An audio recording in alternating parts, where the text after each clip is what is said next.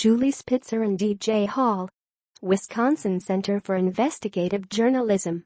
Wisconsin taxpayers lost out on millions of dollars in settlements after state officials quietly eliminated one of the most effective tools for rooting out fraud in the $9 billion a year state Medicaid program, interviews and public records show. It is a glaring exception to Republican Governor Scott Walker's crusade to eliminate waste, fraud, and abuse in state government. Wisconsin would have qualified for an estimated $11 million in additional settlement money from companies found to have defrauded the Medicaid program since 2013 if legislators and Walker had not weakened, then repealed, the state's False Claims Act.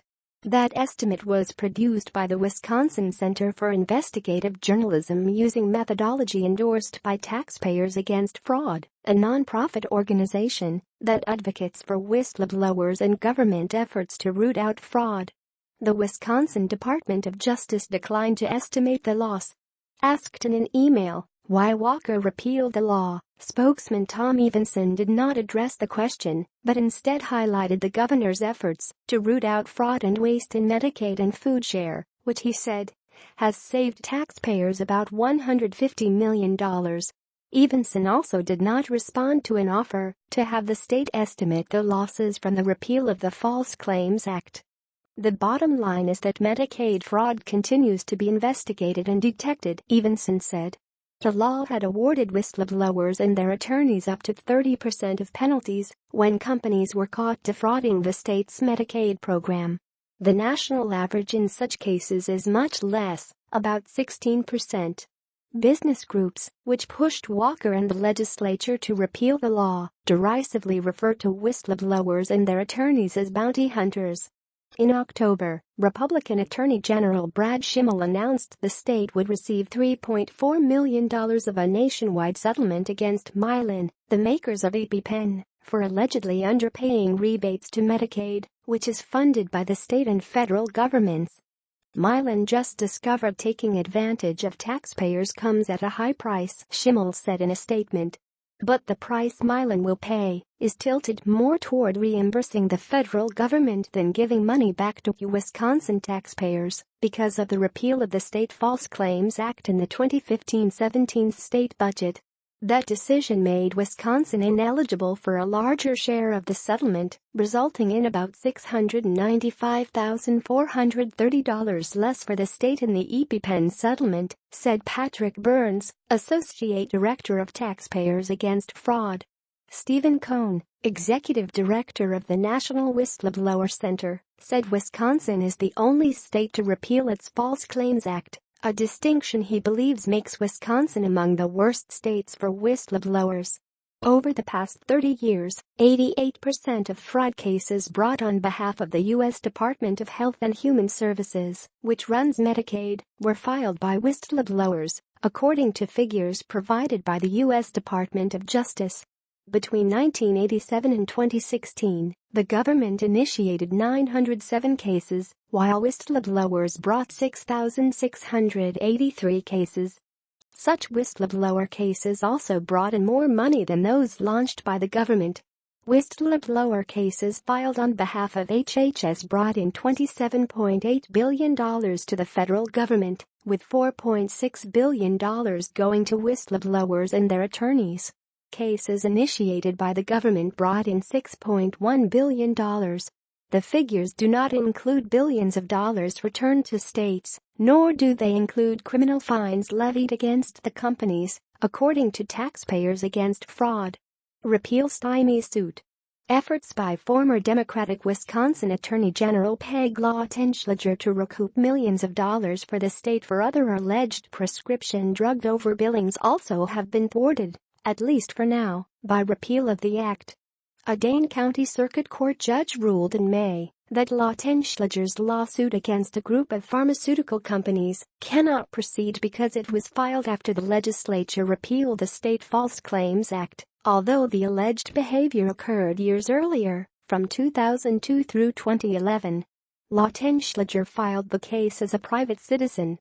Lawton-Schlager has appealed that decision. The defendant drug companies argue Judge Juan Colas got it right, Such whistleblower cases now are barred in Wisconsin. If the state's former top prosecutor is successful, the companies would be forced to repay state taxpayers, and, under the old False Claims Act, an as yet undetermined percentage would go to Lautenschlager and her attorney, former Deputy Attorney General Dan Buck. But the current Attorney General, Schimmel, has declined to participate in the litigation. That means Lautenschlager and Buck must bear the cost and the risk of pursuing the case. If we do not prevail on our appeal, the state will lose the opportunity to collect tens of millions of dollars, Buck said. There is no good reason why the state would repeal a statute that allows it to recover funds fraudulently obtained from the public. Schimmel spokesman Johnny Carameno said the state had several reasons for declining to intervene, including that it disagreed with the merits of the claim. Even if the claims were meritorious and not stale and old, the state would still be entitled to at least 70% of the proceeds even after declining, Carameno wrote. The state would have had little to gain from intervening in this lawsuit. Buck does not buy that argument. He noted the state under Lautenschlager brought suit in 2004 against 36 pharmaceutical companies based on similar facts and the same legal theory as the current case. After years of litigation, the case against PharmAsia resulted in a judgment of roughly $30 million.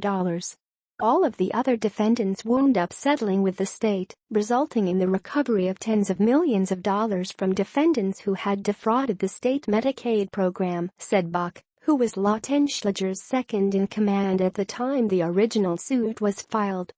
In one of those settlements, inked by Schimmel just last year, the Dodge settled with a handful of drug companies for $60 million, $10 million of which went to Minor, Barnhill, and Galland, the law firm that initiated the suit. The alleged overcharging stretched back to 1993, according to the settlement. Whatever reasons Dodge may have had for declining the opportunity to intervene in the current case, Buck said, the lack of merit of these claims cannot plausibly be among them. Anti-fraud law weakened, killed. The death of the State False Claims Act came in stages beginning in 2011, the year Walker was elected. That year, federal officials notified Wisconsin that it must update its False Claims Act to meet new requirements or forfeit the extra 10% share of recoveries to the Medicaid program that states with qualifying False Claims Acts receive. The state declined. Wisconsin was granted a 2-year grace period to update the law, but failed to do so. The state became ineligible for the incentive payment starting in 2013, the State Department of Justice confirmed. Then in 2015, the legislature repealed the law with the encouragement of Wisconsin Manufacturers and Commerce, the state's largest business lobby. The law had allowed whistleblowers and their attorneys, known as relators, to receive a portion of the penalty, depending on their role in uncovering the fraud. Cohn of the National Whistleblower Center called the repeal a green light to people to steal from the Wisconsin taxpayer. False claims laws targeted. Wisconsin's law was enacted in 2007 after passage of the 2005 Federal Deficit Reduction Act, which gave states that enacted False Claims Acts higher recoupments in Medicaid fraud cases. 30 states have such laws. As of 2015, 13 states had laws that qualified them to receive additional payments when their Medicaid programs are defrauded, according to a Seton Hall Law School study. Nationally, there has been a coordinated effort by business groups, particularly those representing government contractors, to prevent states from adopting False Claims Acts. In West Virginia, lawmakers voted down a proposed law after the state's Chamber of Commerce lobbied against it.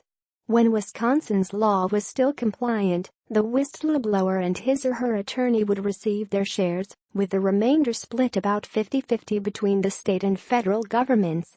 But after it refused to update the law, Wisconsin became eligible for just about 40% of the share of the recoveries.